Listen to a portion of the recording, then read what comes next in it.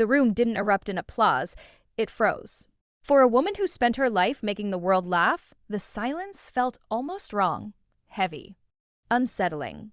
And yet, it said everything. Because this wasn't just a farewell to a performer, this was a reckoning with what Catherine O'Hara meant to people who thought they only knew her as a comedian. Before we continue, please hit the like button, subscribe to the channel, and turn on the notification bell for updates. Let me ask you something. How many times has someone made you laugh during the hardest moments of your life without ever knowing it? That's the question hanging over this imagined memorial. Not just who Catherine O'Hara was on screen, but who she was to the millions of strangers who leaned on her work when life felt unbearable. In this fictionalized tribute, the setting is hushed. Familiar faces fill the room. Actors, writers, friends, people who shared stages, scripts, and decades with Catherine O'Hara. But something is different. There's no red carpet energy here. No witty banter. Just a collective understanding that something rare has slipped into history. Because Catherine O'Hara didn't just play characters. She gave people permission. Permission to be awkward, to be dramatic, to be ridiculous, to be deeply, unapologetically human. And that's why this moment matters now. Comedy has always been treated like the lighter art. Less serious, less important. But look around. In an era where everything feels heavy, where headlines are relentless, and where sincerity is often mistaken for weakness, Catherine's work hits differently. It lands softer and somehow deeper than ever before. She made excess feel honest. She made absurdity feel familiar. And somehow, she made audiences feel seen without ever asking for attention herself. That contradiction sits at the center of the story. Because while audiences adored her, Catherine O'Hara rarely claimed the spotlight in real life.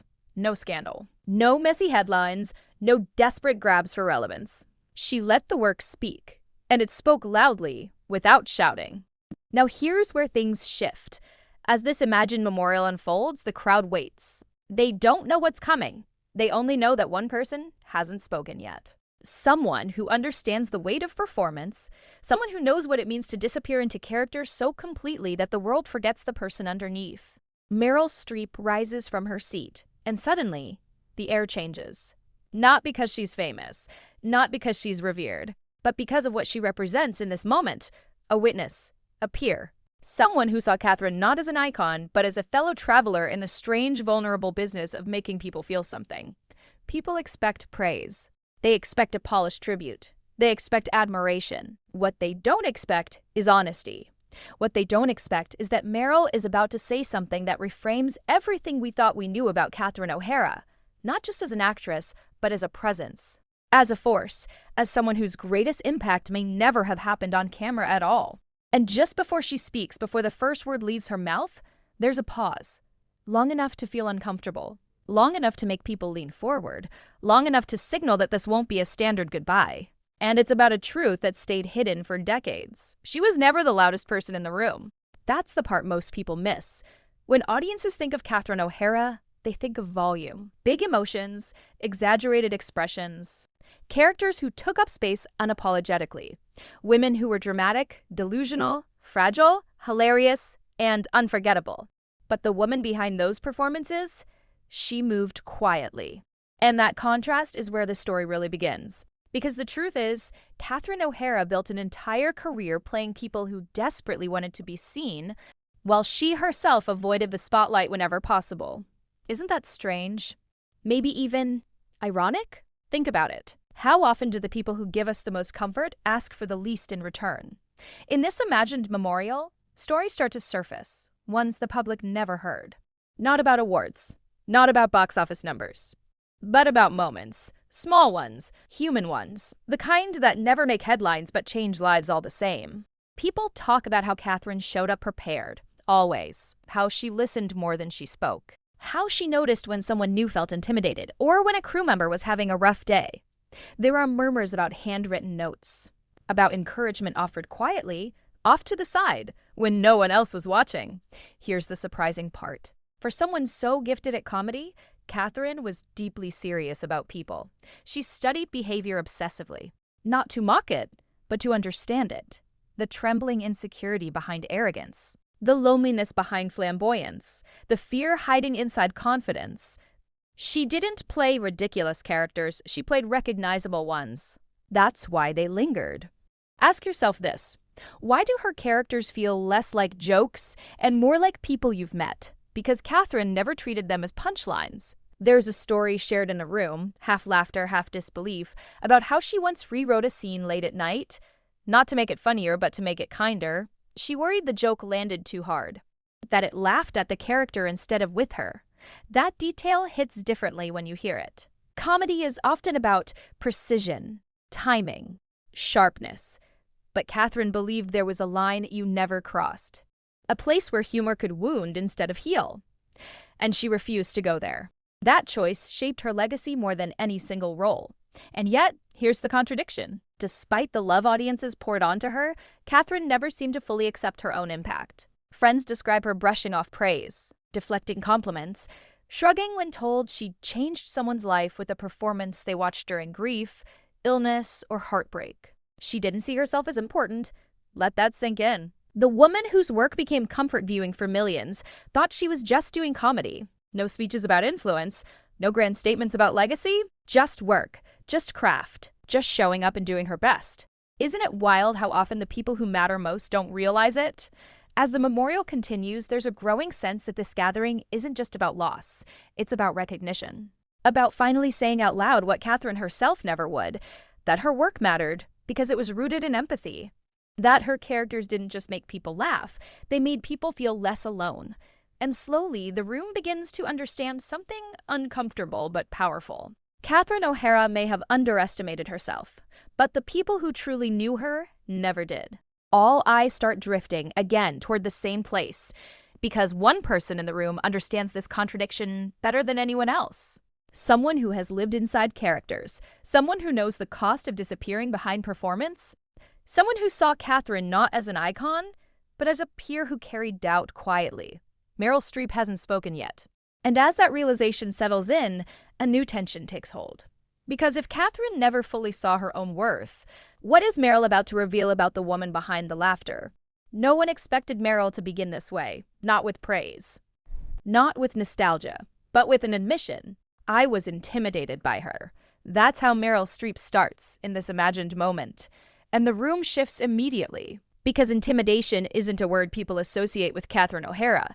Not from legends, not from peers, not from someone whose resume alone could silence any room on earth. So why say it? Because what Meryl is doing here isn't performing. She's peeling something back. She talks about their time working together on Heartburn, about watching Catherine between takes, how she would slip into a character with surgical precision, then disappear again just as fast. No ego, no fuss, just a quiet confidence that didn't announce itself. And that's what unsettled people, because Catherine didn't act like someone trying to be great. She acted like someone who already was, and didn't need anyone to notice. Meryl pauses, long enough to make people uneasy. Then she says something that lands like a truth no one knew they were waiting for. Catherine understood people better than most of us ever will, not characters. People. She describes how Catherine would clock a room instantly, who felt insecure, who felt invisible, who was trying too hard. And instead of exploiting that for humor, she softened it. She reshaped it. She found the tenderness hiding inside absurdity. That's when it becomes clear. Catherine's genius wasn't volume. It was perception. Here's the twist no one saw coming. Meryl admits there were moments early in her own career, when she envied that ability. Because technique can be learned. Accents can be mastered. But empathy? That's not something you rehearse. It's something you are. She shares a story, one that never left the room until now, about a night when Catherine called her unexpectedly. No agenda.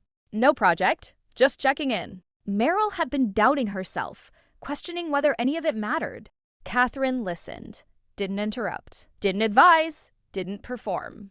She just listened. And before hanging up, she said something simple. Something Meryl carried for decades. You're allowed to take up space, Catherine told her. Even when you're not sure you deserve it. Let that land. The woman who doubted her own importance gave someone else permission to believe in theirs. That's when the contradiction sharpens. Because Catherine O'Hara spent her life lifting others while quietly minimizing herself. And hearing that out loud, it reframes everything. Every character, every performance. Every moment we thought was just comedy. The room is no longer listening politely. People are leaning forward now. Some are wiping their eyes. Because this isn't a tribute anymore. It's a revelation. Meryl's voice tightens. She says Catherine once told her that comedy was the safest way to tell the truth. That laughter lowered defenses. That once people laughed, you could reach them. And suddenly, it clicks. Catherine wasn't hiding behind humor. She was using it. Using it to sneak compassion into places that might otherwise reject it. Using it to make empathy palatable. Using it to remind people of themselves without making them feel exposed. And then Meryl does something unexpected. She stops. No dramatic finish, no perfect quote. Just silence. Because there's one last thing she hasn't said yet. One truth she's been holding back. The one that explains why this tribute stunned everyone who heard it. She looks out at the room and says, "There's something about Catherine I've never shared publicly." And just like that, the air changes again. Meryl takes a breath before she says it. Not because she's emotional, though she is, but because once the words leave her mouth, there's no pulling them back. Catherine didn't think she mattered, she says. The sentence lands harder than anything before it. Not because it's dramatic, but because it's impossible to reconcile. How could someone whose work became a lifeline for millions believe she was replaceable? How could the woman whose characters wrapped themselves around people during grief, loneliness, and uncertainty think she hadn't changed anything? That's the question echoing through this imagined room. And maybe, if we're honest, it's echoing inside the audience too. Meryl explains that Catherine once confided something to her, quietly almost embarrassed. She worried that when the laughter faded, there would be nothing left. That comedy didn't count the way drama did. That her work was comforting, sure, but not essential. Here's the irony. Comfort is often the thing people need most, and value least. Catherine O'Hara didn't scream for recognition. She didn't frame her work as revolutionary. She just showed up again and again and offered people relief, familiarity, permission to laugh at themselves without feeling small. Think about how many times her performances found you when you weren't looking for them. Late nights, reruns, background noise that slowly turned into emotional grounding. She became part of people's lives without demanding to be. And that's what Meryl finally names out loud. Catherine didn't just play eccentrics, she says. She treated them with dignity. She made the world kinder by accident. By accident. That's when the room understands. Catherine's legacy isn't built on grand speeches or dramatic final bows. It's built on a million quiet moments where someone felt less alone because she existed. Meryl circles back to the beginning, the intimidation, the awe, the unspoken respect. And then she delivers the line that changes everything. She didn't think she mattered, Meryl says again, but she mattered in the way oxygen matters. You don't notice it until you're gasping. Silence. Not performative silence. Not polite silence. The kind that settles into your chest because suddenly this imagined farewell isn't about death at all. It's about recognition, finally giving someone their flowers for the very thing they underestimated in themselves. And here's the takeaway that lingers. We live in a world obsessed with volume, with visibility, with impact that announces itself loudly. Catherine O'Hara offered something quieter, and arguably rarer. She offered emotional shelter. She gave people a place to rest. So when the service ends, there's no dramatic exit, no swelling music, just people standing slowly, carrying a new understanding with them. That sometimes the most important people never realize how important they are. And maybe the real tribute isn't the speech. It's what happens after. People go home and rewatch her work. Not to laugh this time, but to notice. The restraint, the humanity that was always there, hiding in plain sight. If you've ever found comfort in her performances, if her characters ever made you feel understood without asking anything in return, then you were part of her legacy too, whether she knew it or not. So here's the question I'll leave you with. Who in your life brings light so quietly that you've never told them how much they matter? Because Catherine O'Hara showed us something powerful without ever saying it out loud. The softest voices often leave the deepest echoes.